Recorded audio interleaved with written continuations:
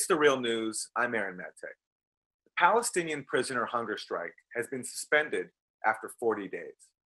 The strike began April 17th, the annual Palestinian Prisoners' Day. Over 1,500 Palestinian prisoners took part, consuming only water and salt. It ended after Palestinians said at least some of their demands were met, including increased family visits. Israel denies it negotiated with the prisoners and says arrangements were made through the Red Cross. The imprisoned Palestinian politician Marwan Barghouti led the strike, and he says it will resume unless the prisoners' demands are respected.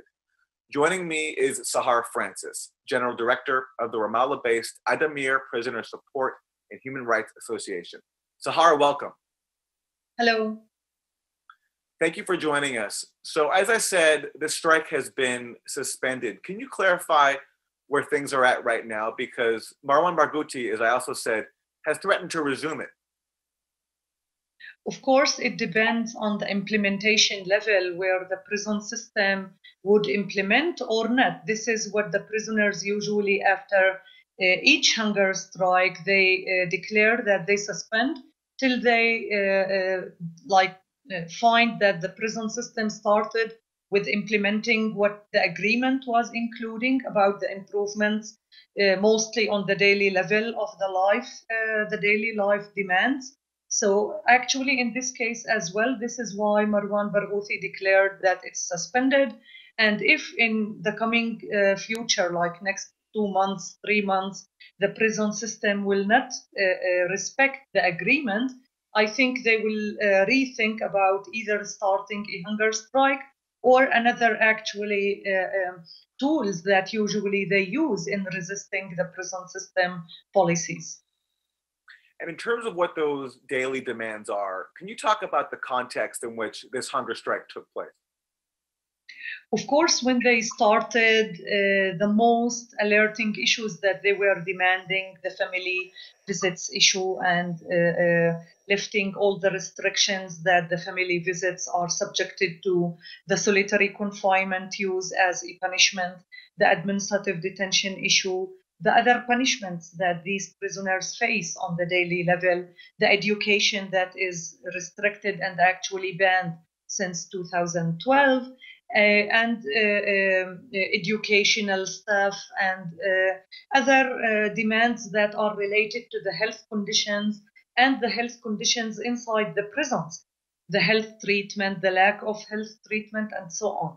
So last week, when they decided to suspend the hunger strike, actually their statement was including that they agreed on several things, starting from the family visits issue that, of course, it's an issue for the Red Cross Committee, but as well they were discussing the security restrictions that hundreds of family members are banned from family visits because of these security restrictions. The family visits for families from Gaza that is limited and not on the regular basis, and life conditions and healthcare and so on. And they composed a committee that will follow the other demands and keep negotiating with the prison system. And it would come later when we start to visit normally and get the information from the prisoners whether these demands are really respected and implemented already or not. And Israel's claims that it did not directly negotiate with the prisoners, is that true? Of course, the Israeli prison system, and especially the Minister of Interior Security, that always claims that they will not accept the demands of the prisoners, and they call them, these are terrorist people, we are not going to take the pressure from their side. But actually, at the end, we are quite sure that the negotiations included, of course, representative from the security section of the prison system, as well the Israeli Security Service, and representatives, of course, of the prisoners, including Marwan Barghouti himself, and also representatives from the Palestinian security side.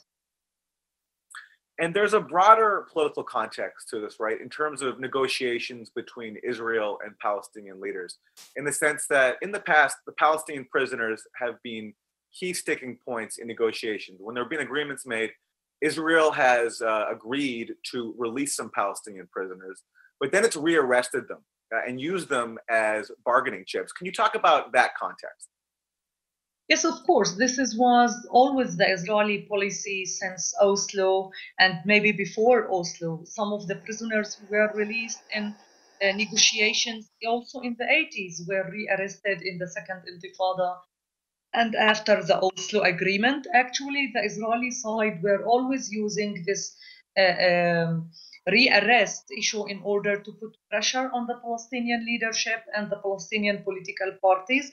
So more than 62 of the Palestinian prisoners who were released actually in 2011 in the Shalit exchange deal, they were rearrested and they were subjected to get back the life sentences that they were, or the other remaining sentences that they were released from. And this is based on an amendment for the military order, Article 186, that the Israeli military governor did in 2010 in the middle of the negotiations without announcing actually about this change in the military orders, which enabled the Israelis to rearrest these people based on secret information without any need to prove any new activities or any new crime that these people committed.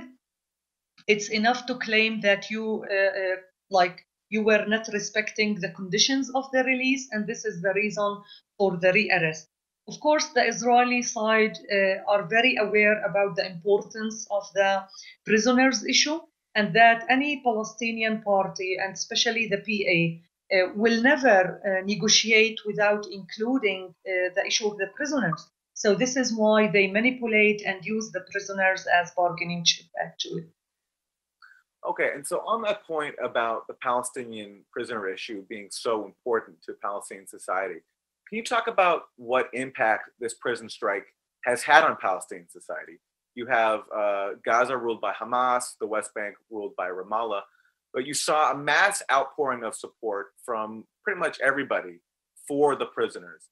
And in terms of the strike being successful, does it maybe have implications for where the Palestinian resistance goes from here?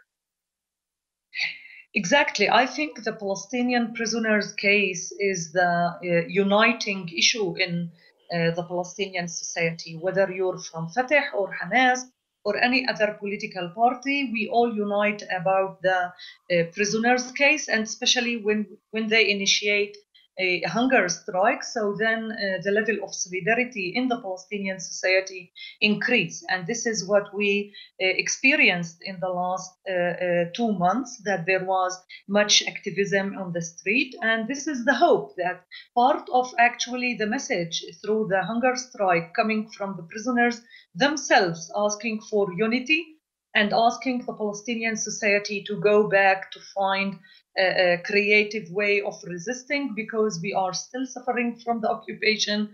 And it seems after 24 years of negotiations, this occupation is not going to end soon. So this is a kind of a message to rethink for the political leadership, definitely from all political parties, to rethink about the Palestinian strategies in the struggle against the occupation. Sahar Francis is General Director of the Ramallah-based Adameer Prisoner Support and Human Rights Association. Sahar, thank you so much. Thank you. And thank you for joining us on The Real News.